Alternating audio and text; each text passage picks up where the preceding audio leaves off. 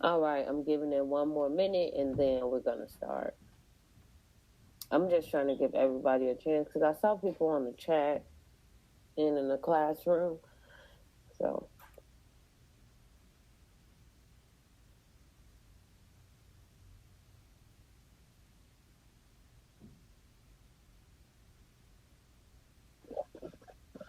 did anybody watch the news last night about the cops breaking down on people who's going to the beaches and parks?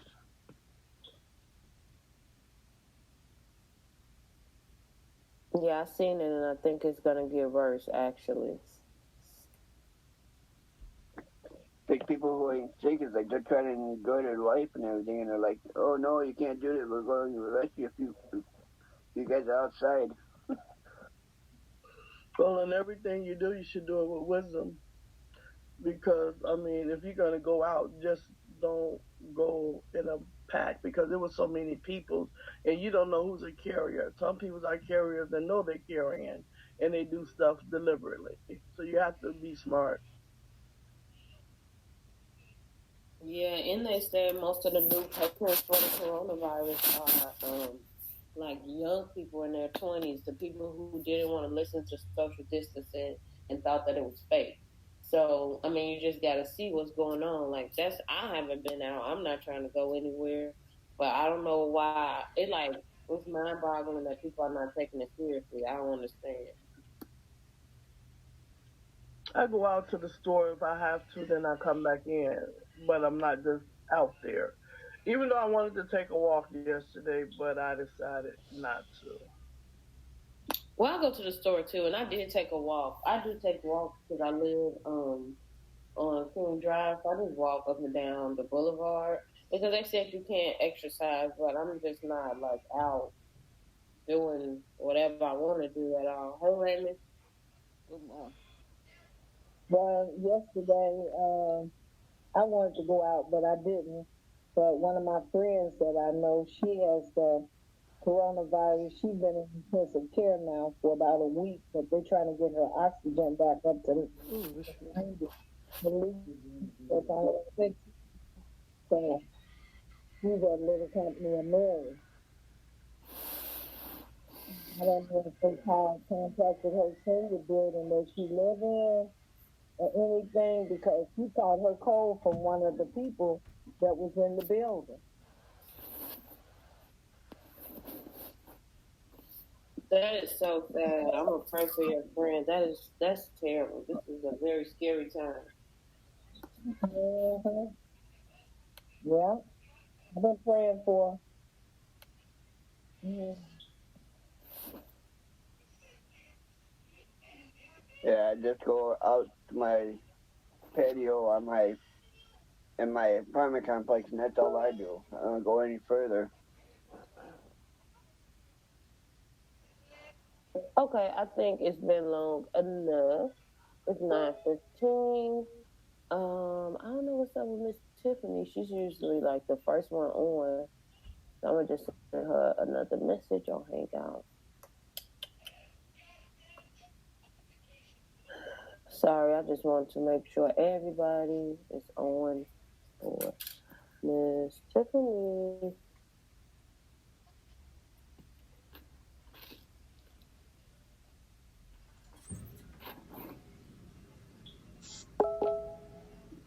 All right. Hey, Kanisha. Hello. How you doing? I'm okay. It's hard trying to figure out the camera things. It's okay. So, do you want your camera on or off? It don't matter. Okay. Well, it's on right now. So, if you ever want to turn it off, like mine is off because I look ugly. So, Yeah, I do too. so if you want to turn it off, you just press the button on the right of the end button. You see the red end button, and then it's like a camera recording thing. You just go ahead and press that if you want to turn your camera off.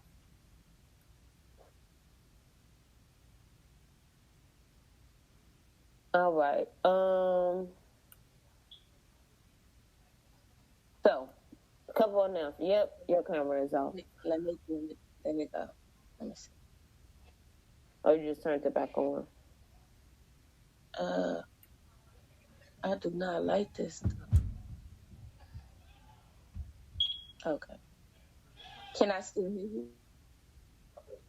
Yep. Hello? Yep. I can hear. Okay. Yep. You good? Okay. Okay. So All right. if you're not talking, I just ask you to put your mic on mute because it's hard for me to. It's hard for the sound to project. So, but if you have a question, you can just take it off mute and ask a question. You'll still be able to hear me. Okay. All right. Good. So, quick announcement. So next week we are. Who is this? Hey, Miss Irina. Hi, Miss Corey. Um, can you put your mic on mute for me? How many people on one, two?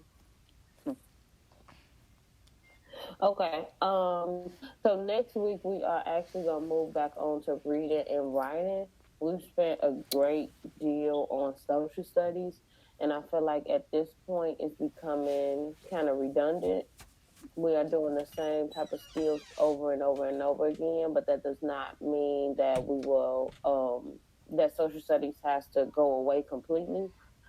For the people who were here during the previous sessions, you know that I still gave you all read and work even while we were doing social studies, so it'll be the same thing, but just to give our brains a little break and make sure we are preparing like well-roundedly for the test. We're going to switch back to reading starting Monday. So that means we're going to have our journals. So the journals is great for the writing practice. As you know, with the essay, I'm going to give you a prompt and I'm going to have you type the prompt. What I want you to do is, if you feel comfortable, well, no, I don't even want you to do that because I was going to say if you feel comfortable, you can just post it on a platform. But what I want you all to do is to create a Google Doc and hand it in that way. And it's very easy. I can show you all how to do it now. And then I think, is that something that Miss Tracy went over in digital literacy?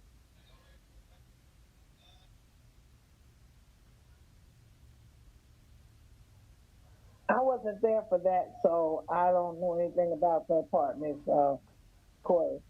Okay, that's fine. I'm still gonna go over it for everyone. I just wanted to know, is that something, Miss Tracy? Is that something you covered? I see you want to call.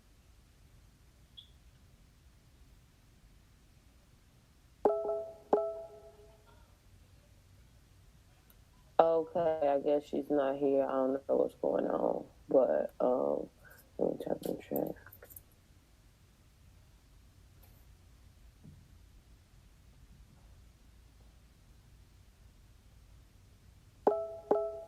All right. So if not, I'm gonna show you all how to do that anyway. So I think I should show you all now, just for the sake of time. But it's very easy. You can do it on a phone. You can do it on a tablet, a computer, a laptop, whatever you want to do, and it'll help you with your typing skills too. However, if you want to, like, the Google Doc is better because I can make comments on it and you can see the words that you're spelling incorrectly. You can do like your spell check. You can do a lot of that stuff that'll be very, very, very helpful. So I'm gonna pull up Google Docs. I'm gonna share screen with you all. 1 second. Okay. All right. Can y'all see this? It says Fast South. Yes. All right. So you'll just go to Google Docs like this, and then I can go over it again. Maybe I have Tracy make a video. So, and then you see where it says the first one. Usually, the first thing is an ad. So it says www Google Docs about. We don't need to go to there. You see docs.google.com. You can click that. So I'll type that in fully. So docs.google.com. And then this is, never mind. Let's just do Google Docs. So we're going to type it in like this so you don't got to remember that much. So we just go to the second one. And this is exactly how it will pop up. It may ask you to sign into your Gmail if you're not signed in already on a device that you're using. So let me sign out to see. Well, no, you all know how to sign into your Gmail. So if you go to googledocs.com, just click blank, and all you have to do is start typing. That's it. It's just that simple. And I'll exit out and do it one more time, and I'll paste some written instructions and see if Miss Tracy can do a video. So you go to Google Docs, like documents, docs, doctors, however you want to say it. Go to the second one, and if it's right here, my initial, that means I'm already signed in, and I'll press blank, and I'll just start typing my essay or my prompt. And so I know people are going to just submit things that you probably don't feel is good, but we're going to go over everything. I'm going to give you those writing skills. I'm going to do all of that, but I want to see how you all are writing first so I can know what I actually need to focus on. So that's how we're going to turn it in. That's how we're going to make our assignments. So to turn it in, this is what you do. You go to Google Classroom. So say the assignments will be the same thing. Like it'll be under the same section as classwork, right? So English and social studies. So let's say this was the assignment, right? So how it says 0 turned in, you should be able to press right here. You see how nobody turned it in? If you go to this, I wish I could do a student view.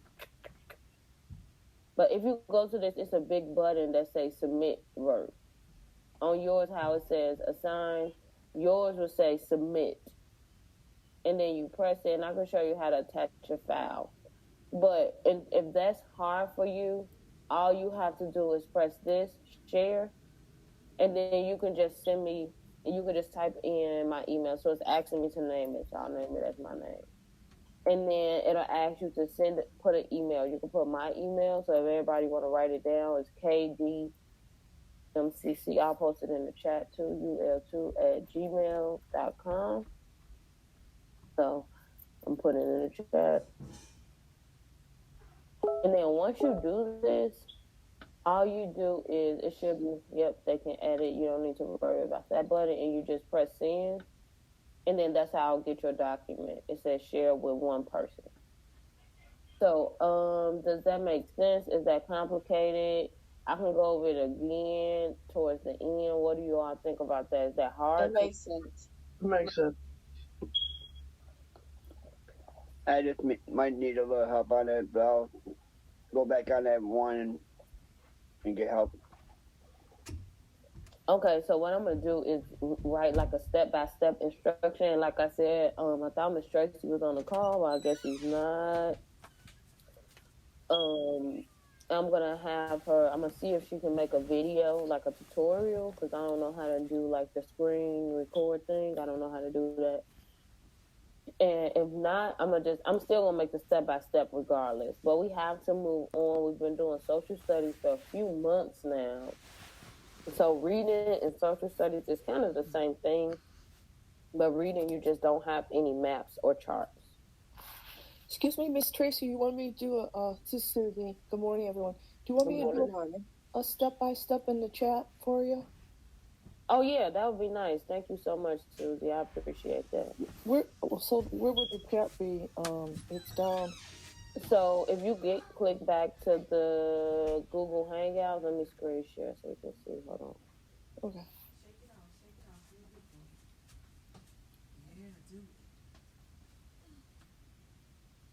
Okay, so this is the call right here.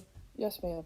And then it should be something like this where it says new conversation, and then the chat is this when you press Fast Family 2020. Okay. And then I'll figure it out. I'll get out and start writing the directions of how to do that. Okay. Okay, and if you don't find a chat, you can just email it to me, and then I can post it in there. Yes, and then I'm gonna post it on Google Classroom too. Thank you so much. Thank you, Susan. students. I'm so proud of you. Bye-bye. See you. Oh, so nice. Thank you.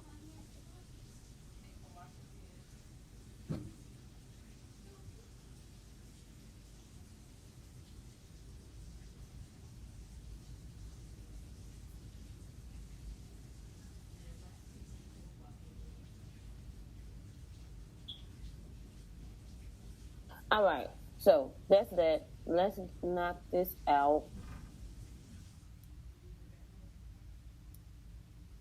Yeah, I'm kind of tired of doing. Well, not tired. It's just like I know you all probably feel like you want to do something different. You're doing the same skills over and over and over again. And at this point, if you need extra practice, there's nothing wrong with that at all. But I feel like as a class, we should move on. But that doesn't mean you can't ask for social studies stuff, okay? That does not mean that whatsoever at all. All right, so let's get started. I'm getting my book. All right, so this is a passage. We are starting with scan 7, which is page 375. I'll zoom it up so everybody can see. We're going to read the questions first. So, given the evidence in this passage, what appears to be an important trend in America? Okay. So, do we have any key words in that? Any words that will be directly in the text from the question?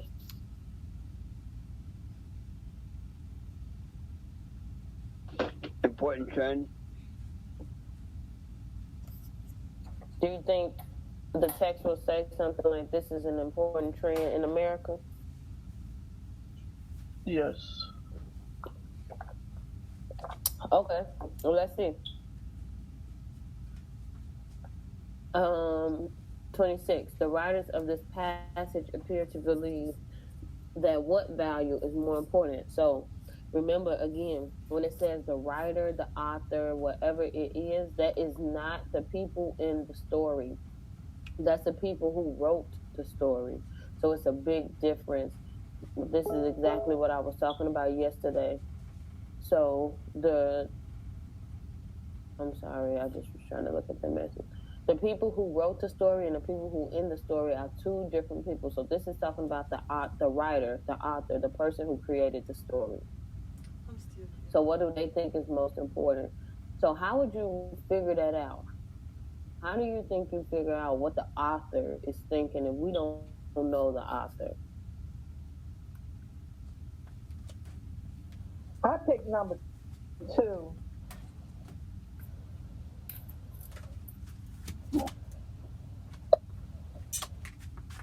No, not for the answer. I'm asking a question for the question. I'm asking a question of when it says the authors, how do we know what the author is thinking if it's not stated?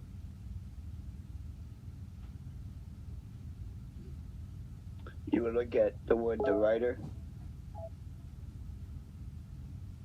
Yeah, no. So it's saying, so it says the writers. So how do we know what the writer's thinking from this passage? How do we know that? How do we look and see what the writer is thinking if it's not telling you this is what the writer's thinking? And they tell you what the character is thinking, but not the writer. How do we know what the writer is thinking? You look down underneath the passage on who the writer is. Yes. Yeah, but what if you don't know anything about it? So this says, excerpted from Suburban Nation, The Rise of Sprawl and the Decline of the American Dream by Dune, Platter, Zebras, and Speck. Oh, he brushed Does that tell you what? I was just looking at that, but I really want to say nothing. It's okay. So that really doesn't tell you a lot of what the writer believes. Okay. So what tells you what the writer believes is what they're writing about. Most of the time, right? I'm gonna put some specs or some like personalities of themselves in the characters, right? So if I ask you, what's a movie we seen, like the movie Help or something like that, right? Y'all know that movie, The Help? So if you've seen that movie, you can probably think what the writer or what the creator is thinking, right? But they not telling you, hey, this is what the writer thought when they wrote this.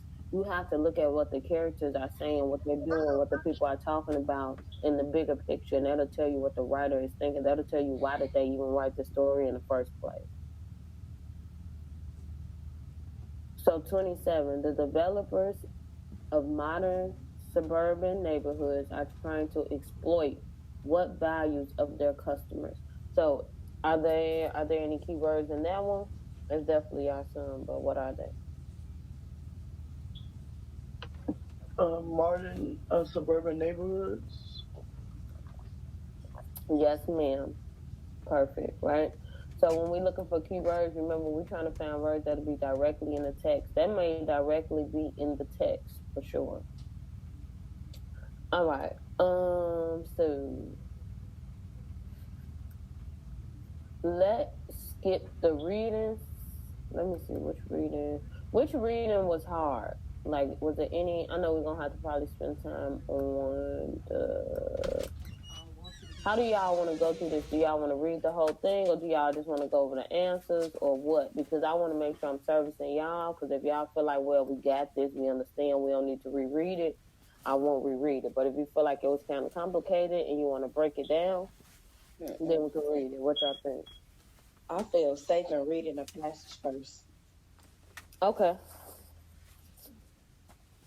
So we can read the passage first. And it's short, so no problem. All right. I can read it. Does anybody want to read it before I read? Okay, guess not. Okay. It says, moving is a well-established tradition in America, and moving up constitutes a significant part of the American dream. Not only is working one's way to a bigger house central to our ethos, but it makes sense functionally as families bring children into the world. But why must the move to a larger or more luxurious house bring with the abandonment of one's neighbors, community groups, and often even schoolmates? Sadly, the suburban pod system causes people to move not just from house to house, but from community to community. Only in traditionally organized neighborhoods of varied incomes can a family significantly alter its housing without going very far. In the new suburbs, you can't move up without moving out. Okay. What is that talking about? That sounds a lot like what's going on in Chicago. What is that talking about? People. It sounds like Miss Lena, I saw your mic come off first. What were you saying? Like people are moving out of the city into the suburbs for better and bigger neighborhoods and houses. Yeah. Simply put, right? So they're saying they trying to move up. Everybody want a big house, but to get that, you got to move out of the city. You got to not only switch houses, sometimes you got to switch whole neighborhoods. Anybody else got something to add? All right. So 25, given the evidence in this passage, what appears to be an important trend in America? So tell me what should be eliminated here.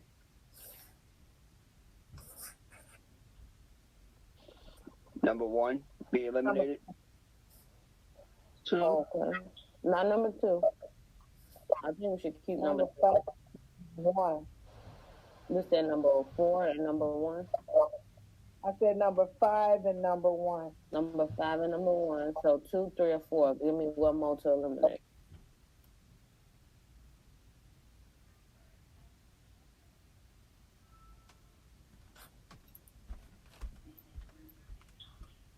Okay. Y'all want to just eliminate? You can eliminate 4. Eliminate 4? Okay, we're going to keep it. Let's just go through 2 through 4 then. How about that? What?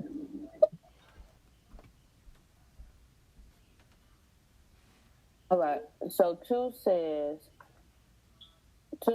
segregation based on small variations in wealth. Given the evidence in this passage, what appears to be an important trend in America? Segregation based on small variations in wealth. What is that saying?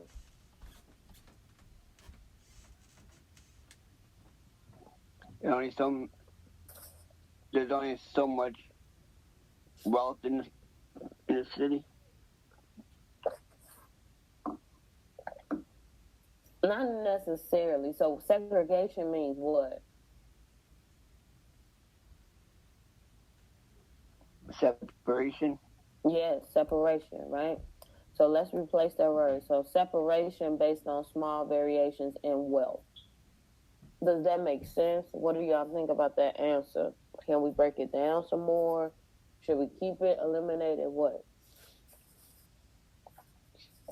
Say we can eliminate it. Huh?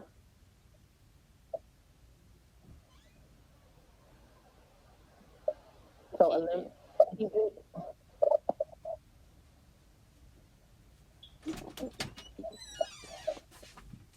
I say eliminate it.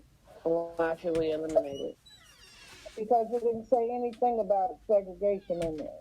Oh, yes, it does. The whole thing is about segregation. Just because it doesn't say segregation, that doesn't mean it's not about. We just said segregation means separated. And this whole thing is talking about being separated. It says, why must the move into a larger, more luxurious house bring with it the abandonment of one's neighbors, community groups, and often even schoolmates? The suburban pod system causes people to move not just out from house to house, but community to community. That doesn't sound like separation. Yeah, we can keep that one. So, but I picked number 4 for the answer anyway. But anyway, I'm just telling you what I picked. So.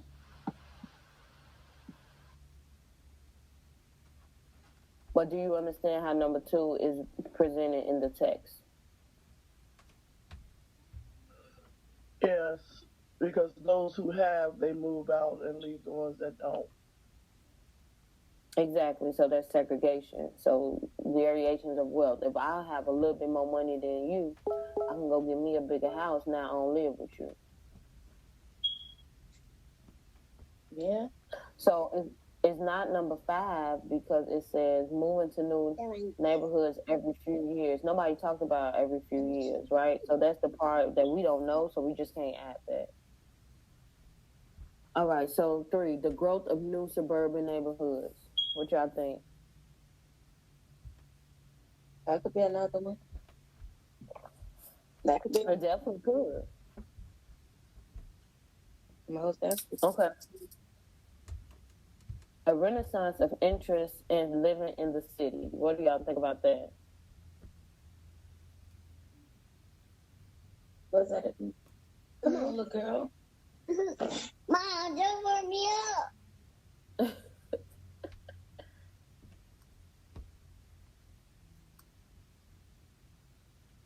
What do y'all think about number 4? It says a renaissance of interest in living in the city. What does that mean? What is Renaissance? Good question, right? So what is the renaissance? Miss Teresa, you picked that for the answer. Do you know what that means, the word renaissance? What does that mean?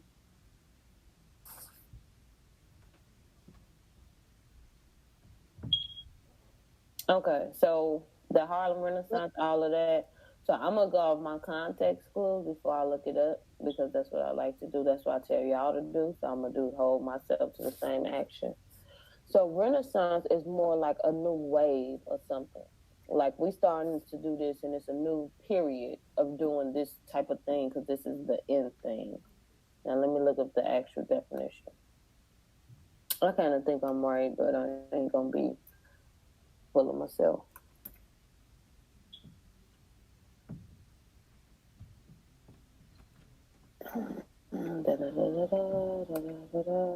Is Renaissance like something like a fair? So it says the revival of art and literature under the influence of class. See, no. Okay, this is better. A revival of or renewed interest in something. So something is starting. It's a cool thing. Everybody want to do it. So they're saying everybody want to live in a city now. Is that true? The champion or whatever the case is. answer is maybe separation of power. Okay, so let's look at this little man. What's up with this little man? He's the president, but he also got on a military hat. So that's two different. It's two different characters. He's supposed to be running the country or directing the military. Well, the president is the commander in chief, so they kind of do both. Yeah, he looks like a little kid. Front line, directing the troops. Okay, so let's read this question again. John Chase drew the cartoon of President Truman in 1950 during the Korean War. When Truman was having disagreements with General Douglas MacArthur, who was commanding somebody put their mics on mute, who was the commanding United Nations troops in Korea. What was Chase trying to accomplish with this cartoon? So what can we eliminate?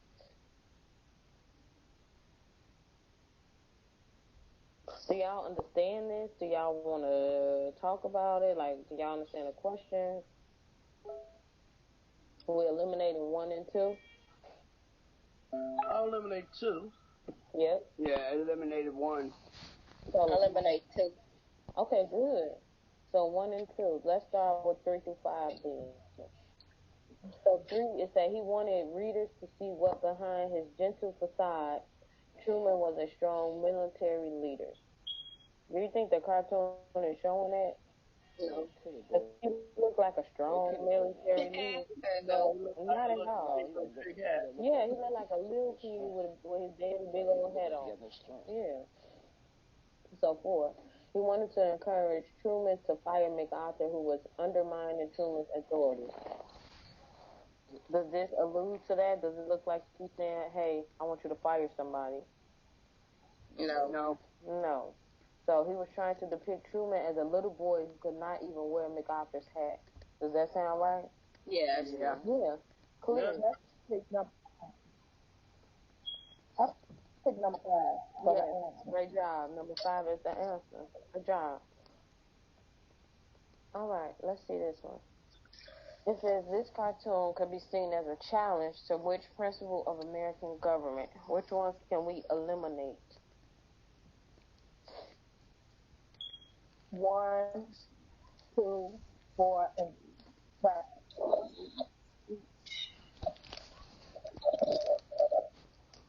Yeah, it goes the same thing. I picked number 3 for the answer. Yeah, I would eliminate 1, 2, 4, and 5. Okay. So y'all eliminate one of the right answers.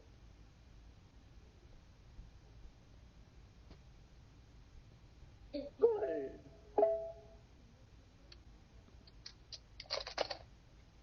Okay, so let's look. Number 1. It says civilian control of the military. Let's just think, is this talking about the military? I'm talking about the military? Let me see. Yeah, it is. It is, right? It is. It's definitely talking about the military. And just because we know it's talking about the military, let's keep that word in. Freedom of speech, no. Is it talking about that at all? No. Not at all. Separation of powers. What y'all think? Probably. I thought it was doing something with separation of power. Because they're basically challenging each other. Okay. No. For a right to bear arms. Is it talking about that? No. No, that's saying your right to own a gun. Nobody talking about that. And then it says 5, right? A fair trial. Is it talking about that? No. No. So this is easy. We can just comb through and say, well, what are they talking about? Now, civilian control of the military and then separation of powers. So it's saying it can be challenging to what? So civilian control of the military. What is a civilian? The person. A civilian is an average citizen. Yep, just a citizen, right?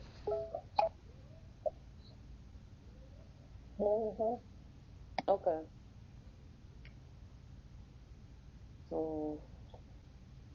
I'm on number 30, Miss Dunn.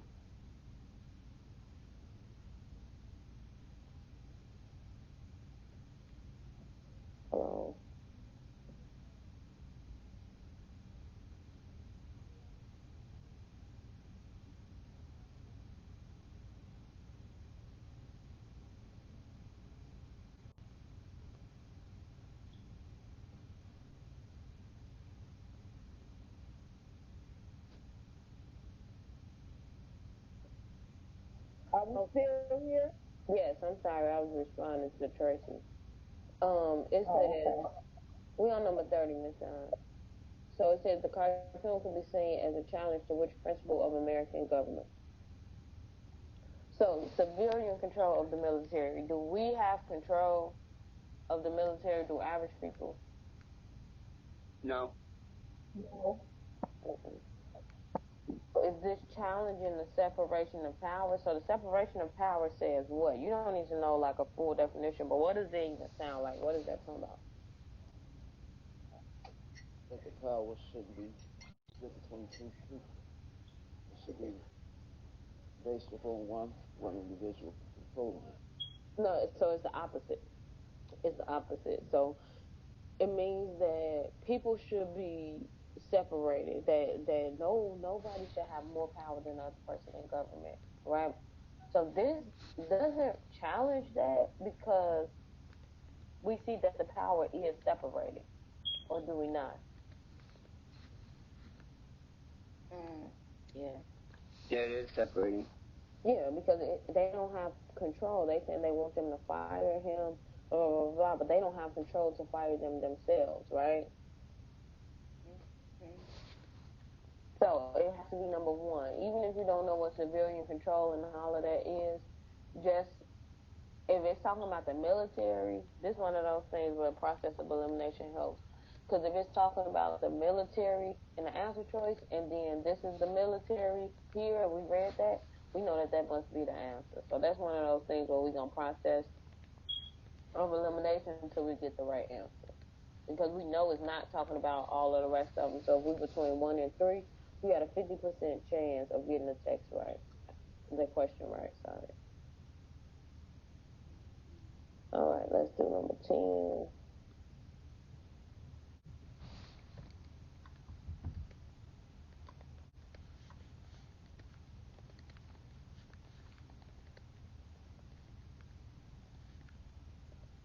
One second.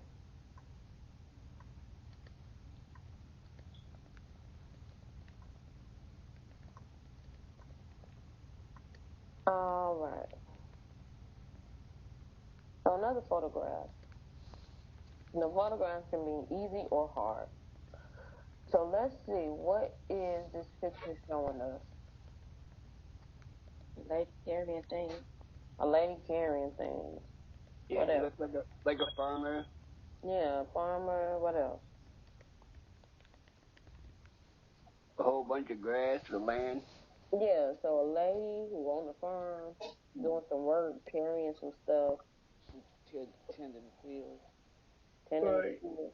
Yep. All right. So now let's read the question. From this photograph of rice paddies in China, which of the following conclusions cannot be drawn? Um. So which of the following conclusions cannot be drawn? So remember, if we're looking for something that says cannot or are not or is not, that means all of the answers that we eliminate must be true to the picture. Because if we're looking for stuff that cannot be drawn from it, that means the right answer is kind of ironic. The right answer is something that we know is not true from the picture. Does that make sense? Yes. Yeah. Okay. So we are exiting out things that is true, right? So if we're looking for something that is not true, everything that's true, we eliminating it. I eliminated 1, 4, and 5 this quarter. What else did people eliminate? I can't see the whole thing on your screen, but when I'm looking at my Well, here page, it is. I'm one, trying to go. can I finish? I eliminated 1, 4, and 5. So I have to go back to the paper because I can't see it now. I couldn't see all of the, but when I was looking at it, when I drew it, I wrote it down on my paper. Oh, it could be extremely high. We don't know that. So it's not fair that we just gonna say that's the answer. So number 4 is something we cannot conclude, but we can say rice cultivation drastically changes the physical landscape because the physical landscape is all of this land and stuff. manual labor is still very important. It must be if this lady carrying all this stuff on her neck. And then 3, irrigation is needed to grow rice in this region. Yes. Number 5, ancient methods are still used to grow rice. Looks like it because she don't look like she up to date doing this stuff. She ain't got no machine or nothing, right? Yeah. Okay, I kind of went through that fast, but do y'all get what I'm saying? Yes. Okay, if there's any part y'all need me to re-explain, y'all know I will. Okay. Let's move to the next one. All right, this is a famous little stupid picture by little stupid old Benjamin Franklin. Okay, it says this cartoon, created by Benjamin Franklin in 1754, is one of the earliest American political cartoons. What was the message Franklin was trying to communicate? What do we see in here? It's a snake. Chopped up in pieces. Right, and each piece represents something. What are these initials by each piece? 13 colonies. Yes, great job, Steve. He always comes through the cut with the right answer. 13 colonies, right?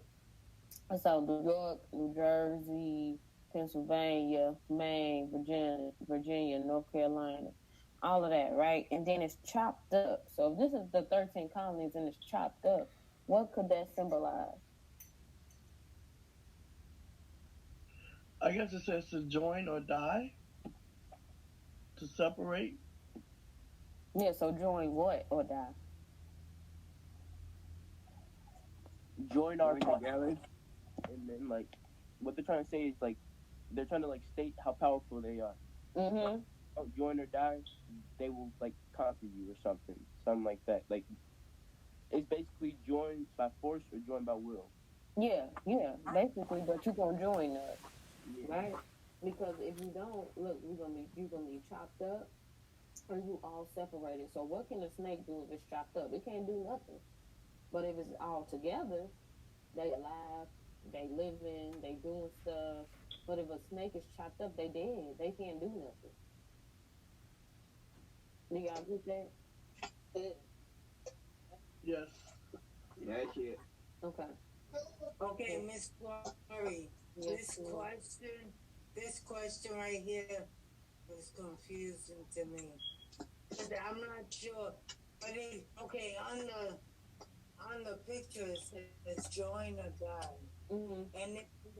And the question is asking us to do what? Is to try to know what Benjamin Franklin is trying to say. How am I supposed to know that? I wasn't around then. I know that, but a lot of stuff we wasn't around, but you're going to look at what's provided and see, right? So it's giving you some context clues. What are some clues that it's giving you? I see the snake that's practically dead. Right. And then Steve told us that this is the 13 colonies, and we know Benjamin Franklin was one of the presidents, right? So let's just read the answer choices because that probably will help us make more sense. Okay. So 1 says, anyone who refused to join a united government will be killed. 2, the enemies of colonies were like a dangerous snake. 3, if the colonies united, they will be very powerful. 4, the colonies needed each other in order to survive. 5, leaders from the different colonies needed to follow him. So this is kind of tricky because some of these are true, but you just got to pick which one is the best answer. So what do y'all think about number 1? I had number 1 as the answer. Number 1 and number 5. I was confused between. Okay. Ms. Lena, what did you say? It's true. Number 1 is true, right? It looks like it's true. Yeah, it does. So number 2, the enemies of the colonies were like a dangerous snake. What y'all think about that? I don't think they were dangerous. It didn't look too dangerous because it was chopped up. Right. It's just not even all that. It's just they not talking about the enemies of the colony. They ain't talking about that. They ain't talking about the enemy. They talking about the people who are already in the colony. I think number 4, the wishes from different colonies to be followed. Okay, so number 3, if colonies united, they will be very powerful.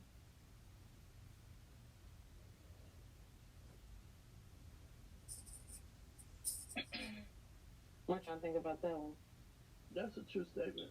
That's true, right? And it looked like the picture is showing that. Number 4, the colonies needed each other in order to survive.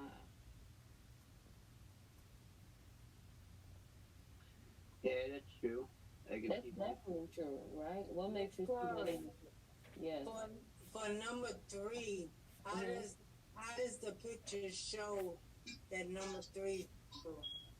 Because if it's separated, if a snake is all chopped up, it's not powerful, right? Right. So that's how it's showing it. And each one is one of the colonies. So if it was together, it would be more powerful. Oh, okay. Thank you. You're welcome. So number 4 is definitely true. The colonies needed each other in order to survive. True. 5, leaders from different colonies needed to follow him.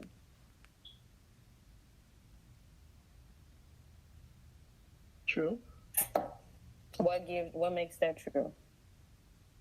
Because he was telling them, he was communicating to each of them to join him, to follow him with, I'm trying to word it right. He was telling them, every leader to join and to follow him, and he was trying to communicate that to him and letting them know the consequences if they did not. So how do you know this is for the leaders? It can be for the citizens. How do we know it's for the leaders?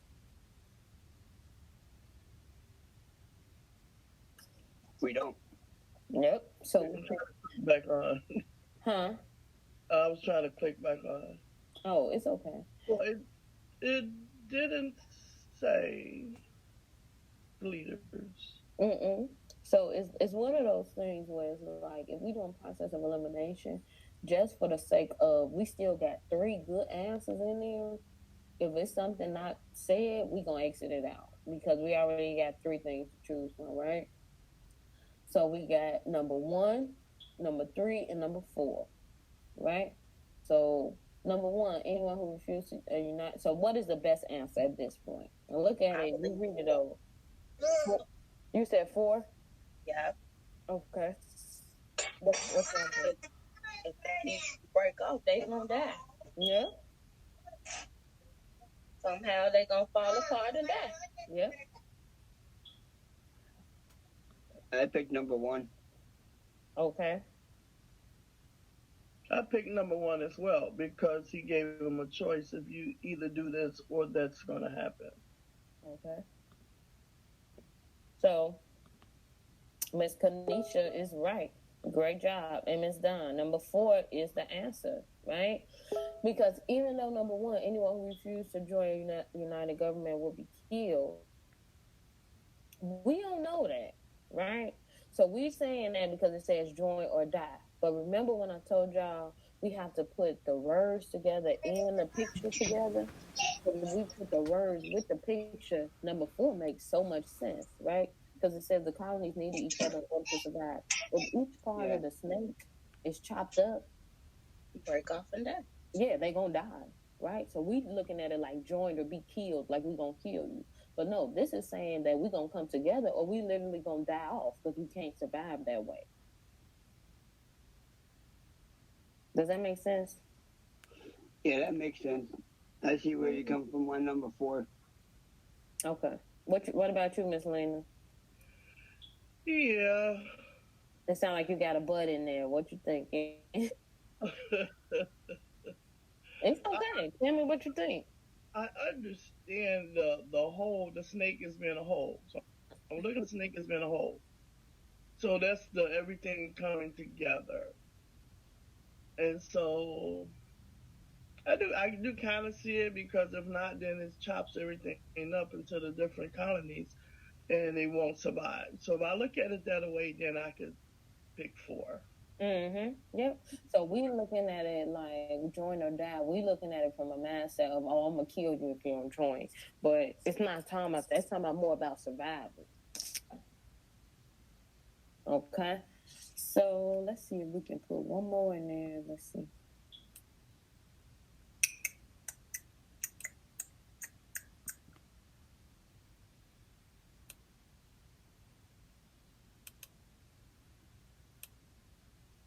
I'm sorry, Miss Corey. You skipped 20. You skipped 28. I skipped 28. Yes. Oh yeah, that's what I'm about to put up now. I skipped that one because I wanted to do the pictures in case we ain't have enough time. So that's actually what I just pulled back up. You talking about this one? Hold on. This one, right? Yes. Okay. Yep, I just wanted to do the other ones in case we didn't have time. This is about to be the last month, but I do want y'all to come back at 1 if you can, so we can finish, so we can go over scan 11, because 11 has a lot of numbers and stuff in it, which makes the message hard to comprehend. So if you didn't get the scan 11, I want us to go over that. Okay? So let's do this one. So let's read the question. The question says, what recommendations would the author of this passage most likely support? Now here it goes again. It's talking about the author, the person who created the work, not the characters in it, but the person who created what we're reading.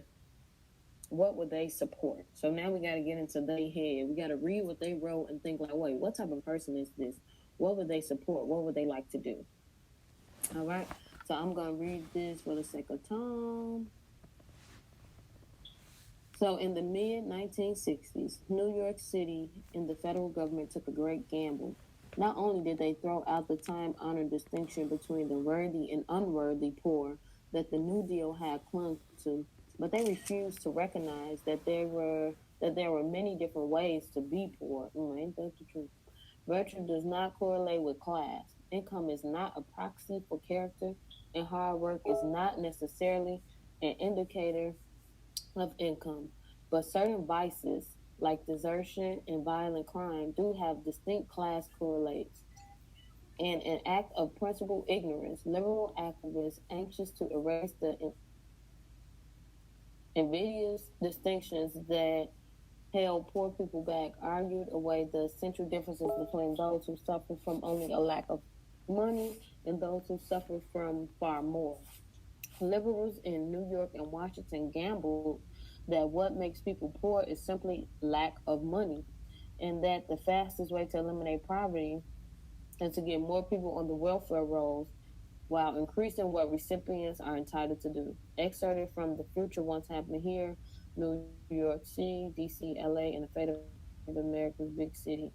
Now, they tripping. They must ain't never been poor, whoever wrote that. I'm going to just say that, because just because you got money, that does not eliminate poverty. Anyway, what y'all thinking? What can we eliminate?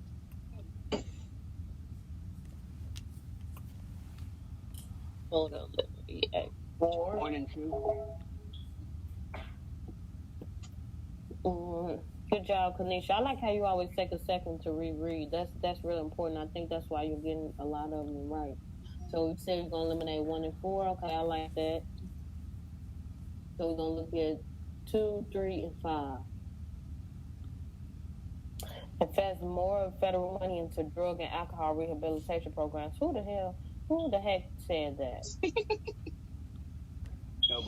Nobody, right? So that's one of those things. So that's where it will make sense, right? So if we're thinking about our communities, we like, well, man, it is alcoholics, it is people on drugs. So if they do invest in that, maybe the city won't be poverty. But we cannot take our own biases and put it on the text. We cannot make that up, right? So nope, that's not it. So 3, make tougher rules about who receives. Wait, did we eliminate 3? Okay. No. Make tougher rules about who receives welfare and for how long. You think that's talking about that? A little bit about it. It's talking a little bit about that. Yeah, it is, right? Because it's saying, let's Okay.